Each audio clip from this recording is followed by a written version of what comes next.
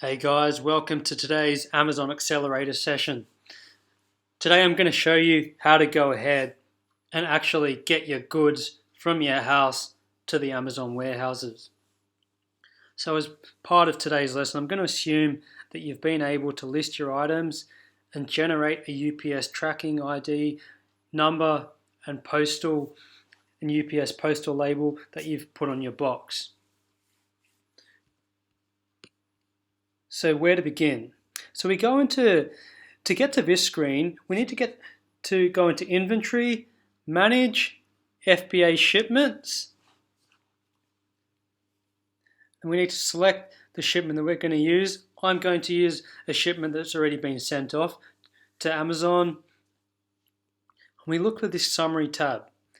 From there, what we need to do is we need to go ahead and actually copy this traffic tracking number, and from there we're ready to use this number to schedule our collection with UPS.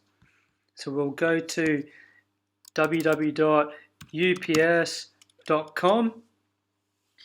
Now it's important to note, even though we're UK based sellers, we still go to ups.com to schedule collections from UK based addresses to Amazon UK warehouses.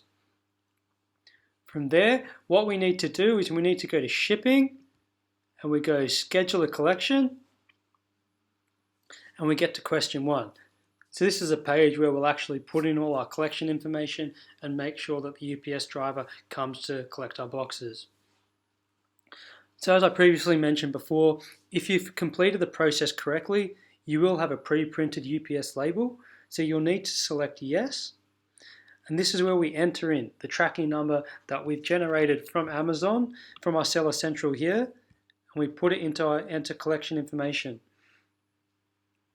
So from here, what we'll need to do is we'll then need to go ahead and populate all the information about our delivery.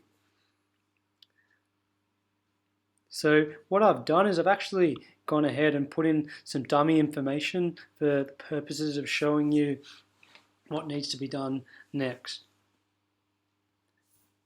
So what we'll start off with is company name or personal name.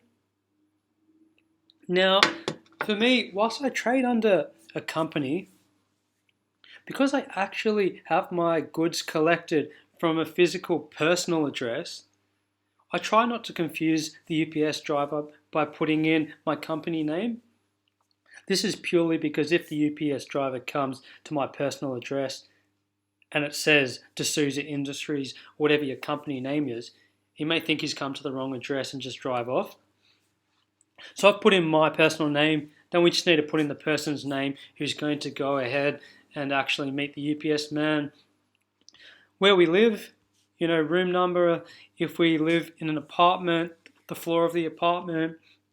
Again, just select residential address. If it's a residential address, this will help orientate the UPS driver and not make him think that he's turned up to a wrong address. From there, we just need to put in the suburb and postcode. After that, we need to go ahead and put in a mobile number.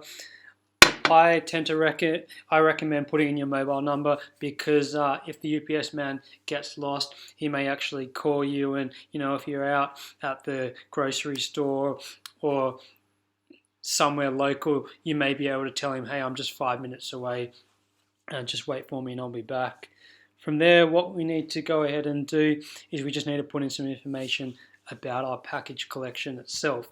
So from here, just put in the total quantity that is going to be collected. So in my dummy collection, we're going to do 1 package. The total weight's going to be 29 kilos. This is just whatever you've weighed it to be. And we always need to select UPS standard. So this is the type of service that Amazon has paid for, and so this is the only one that we're able to collect. If you want to do it express or anything faster, you'll need to pay for that and arrange it yourself. So I don't recommend doing that. Then finally, just need to give the UPS man some further information about how much your collection is. So this I recommend, whilst it can be a step that you easily skip over, it's good to get it right, because it's good to keep the UPS man on side, because if he walks up, 3 flights of stairs and just is there expecting 1 or 2 boxes or thinks they're going to be little boxes and really he needed to take a trolley, he's probably not going to be very happy to walk back down again, come back up the stairs. And he may well treat your goods not very nicely. He may throw them into the truck that he uses, and that may damage your inventory. So I like to keep the UPS man on side, be nice to him, make his life as easy as possible so that hopefully my goods get treated nicer. So from there, we then just need to actually schedule the collection time and date details. So I've just put in Wednesday. I've put in a time between 12 p.m. and 3 p.m. Then you just need to give him some further information to orientate himself. So I'm just going to put front door. Any other special instructions? Now we go next. So now you'll see if we've actually gone ahead and inputted incorrect information, this form is really good because it'll actually tell us what we need to fix.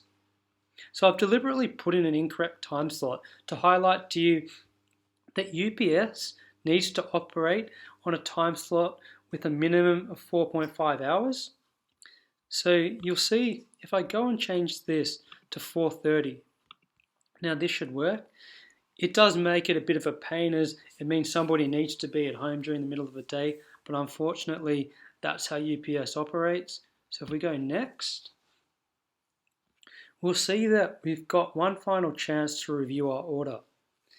So this is where I just need to go ahead and review, have I selected the right day, the right time, and obviously very importantly, the right address, just so that the UPS man will turn up to the right place. And then when we click next, and only when we click next, is our order actually booked in. So it's very important to click next and get to this final screen which says your collection request has been successfully received. And then it will give you a collection date and time. So that's how you get your goods from your house to the Amazon warehouse. Hope this has been useful, and I'll catch you guys next time.